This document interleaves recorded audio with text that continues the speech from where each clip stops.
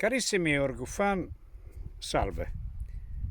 Oggi siamo a passeggio sempre nella nostra bella Sardegna, dove mi trovo in questo momento. Io adesso mi trovo a Mogorella e qui c'è un sito archeologico. Qui siamo all'entrata.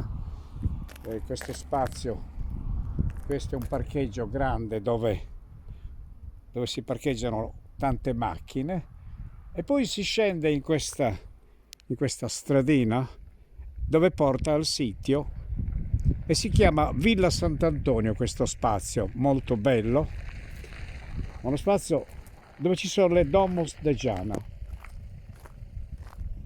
Quindi vi porto a passeggio con me in questo posto meraviglioso,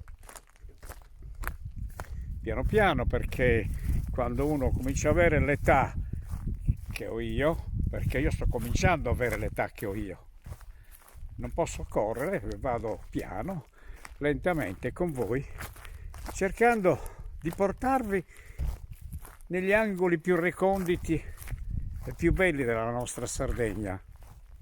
Immaginatevi, qui c'è questo posto dove ci sono le Domus de Giana,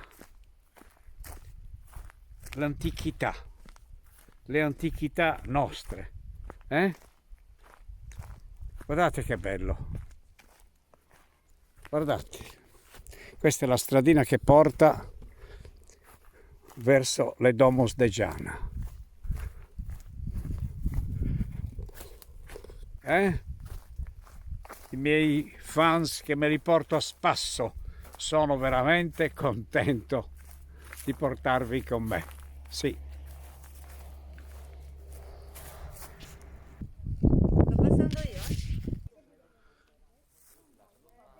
Quindi siamo adesso a Villa Sant'Antonio, esattamente Gennesaligi veniva chiamato e si chiama tuttora così. Io adesso cercherò di farvi vedere, guardate la bellezza di queste Domus de Giana. Questa prima si chiama Sagresia, ovvero sia la chiesa. Io mi avvicinerò piano piano.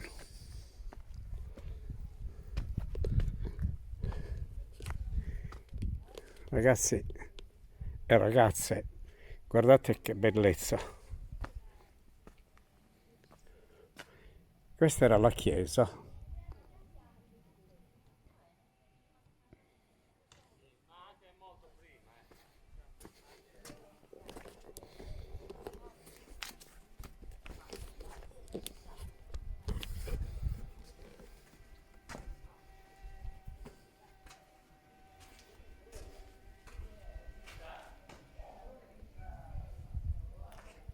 Uno spazio abbastanza piccolo. Ah, sentite il reverbero.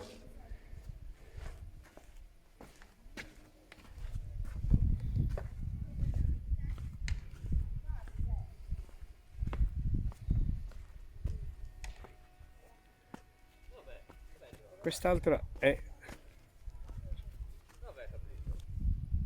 viene chiamato Summercanti.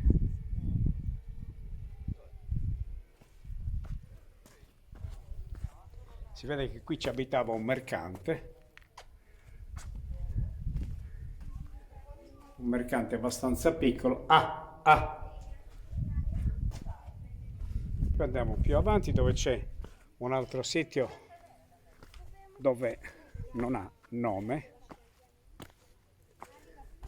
Questa non ha un nome, si vede che ci abitava, chissà, qualche giovane Giana single. E quest'altra piccolina si chiama Saviudedda.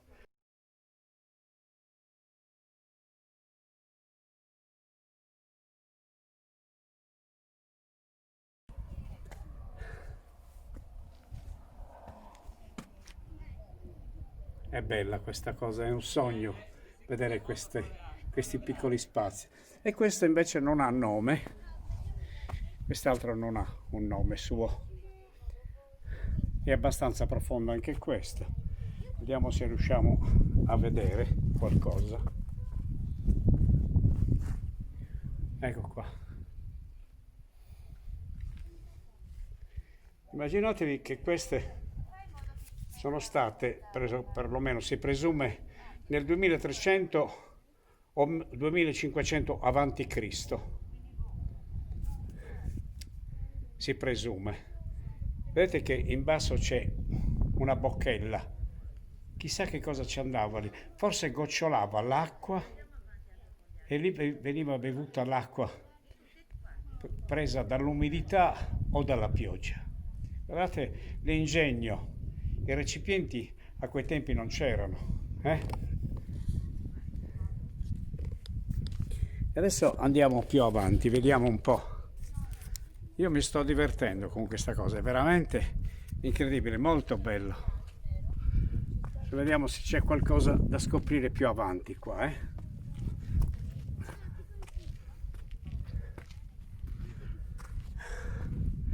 Siamo proprio alla sommità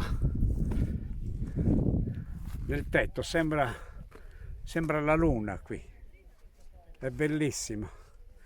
E poi pare che questi siti siano stati poi rivisitati nell'età del bronzo, siano stati riabitati. Vedete, sembra una parte della luna, guardate la bellezza.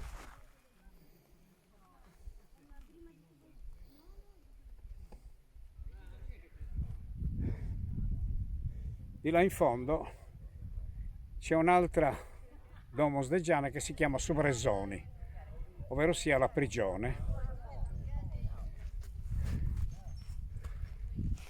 L'incanto, la meraviglia delle meraviglie, la nostra antichità, i nostri antenati, i nostri antenati, la nostra gente di una volta. Che bello.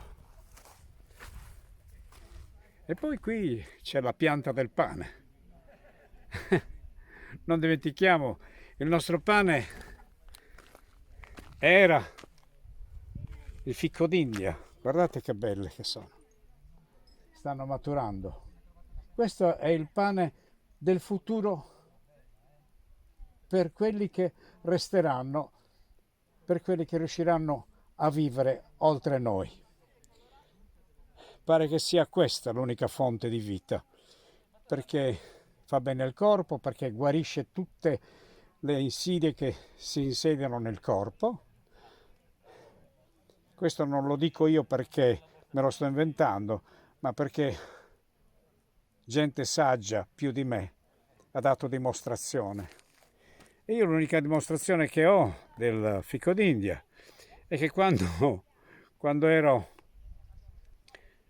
bambino le colazioni e anche i pranzi erano fatti di pane e fichi d'India perché non c'era la possibilità.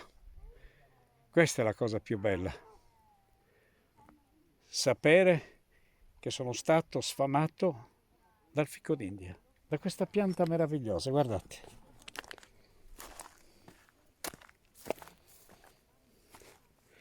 E indubbiamente sono buone, perché io me lo ricordo. È cambiato il sapore da tanti anni che sono passati ad oggi. Il sapore è cambiato perché, chissà, forse le papille nostre cambiano e quindi sentono altri sapori. È come l'udito. L'udito è quello che una volta sentivamo certe armoniche, oggi non le sentiamo più. La nostra voce una volta era più potente e oggi non lo è più potente. Cosa dire? Sono in un posto veramente meraviglioso. Ecco, qui attorno a Sagresia, in alto, c'è una scanellatura scavata che dà tutto il contorno dell'apertura dell'entrata della chiesa. Ed è scavata, chissà come l'avranno scavata con delle altre pietre, appositamente per che cosa? Per evitare che la pioggia scendesse direttamente lì. Guardate che bello. È una scanellatura scavata, così. Ci sono altri tratti, delle piccole strisce, proprio appositamente per convogliare l'acqua e farla andare da un'altra parte e non farla cadere direttamente dentro la chiesa. Come si ingegnavano i nostri antenati, eh? Come si ingegnavano. Bello. Adesso andiamo a riprendere Sabresoni. Guardate, questa veniva probabilmente usata come prigione. L'incanto, la bellezza, l'ingegno di quella gente. E anche qui sopra mostra delle scanalature dove l'acqua piovana o quella dell'umidità non cadesse proprio davanti alla porta.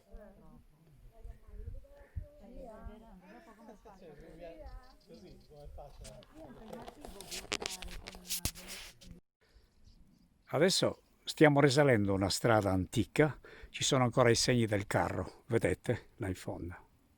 Si chiama Menhir de Montigorrodundo. È un'altra meraviglia da scoprire. Andiamo insieme a vedere questa bellezza.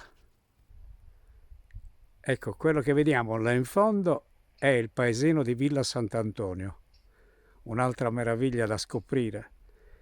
Poca gente, ma onesta e forte. Un posto meraviglioso della nostra Sardegna. Andiamo avanti. Qui la strada diventa più piana, ma è una delizia vederla. È veramente una delizia. Guardate. Questa è una strada antica, costruita nei millenni, 2005-3000 anni avanti Cristo. È il segno dei carri, guardate.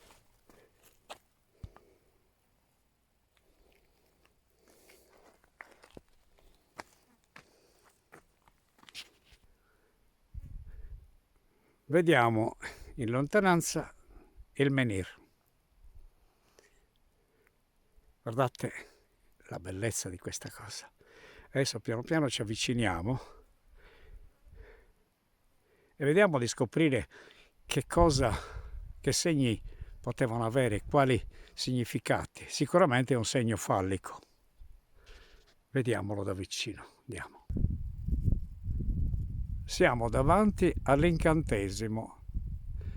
Il sito si chiama Montigorrodundo. È inutile fare la traduzione, però la faccio. Monte di Corno Rotondo. Siamo davanti all'incantesimo. Guardate questo obelisco. Guardate. Bellissimo. Questo obelisco è stato trovato che faceva parte di un muro di cinta, chissà per quanti anni. Poi un sindaco amministratore ha visto e preso in considerazione, lo hanno spostato da dove l'hanno trovato e lo hanno messo in piedi in questo posto bellissimo che si chiama Montigorrodundo. Ci avviciniamo piano piano e vediamo di vederlo proprio bene,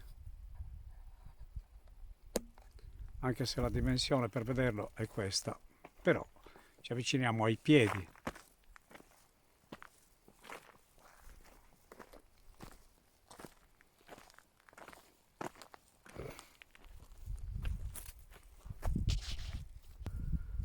La bellezza, eccola qua.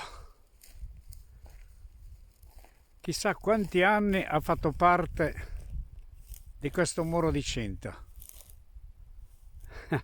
Io una volta scrissi in un racconto facendo parlare un sasso che aveva raccontato che aveva fatto oltre 1000 anni in un muro di cinta e ricordava ancora la mano per la quale fu lanciato e ricorda ancora quella mano che si nascondeva, ricordava. Niente, questa per dirvi che poi trovo qualcosa che che familiarizza con le cose che io scrivo, mai vissute. Pensate, sognate. A fianco questo obelisco ha come se fosse un nano a fianco. Ce n'è uno piccolino, lo vedete? E sicuramente anche lui ha fatto parte di una religione legata alla cultura delle nascite, alla cultura del fallo.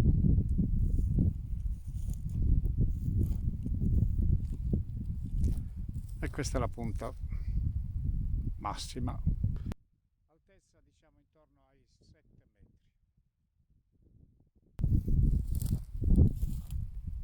Molto bello.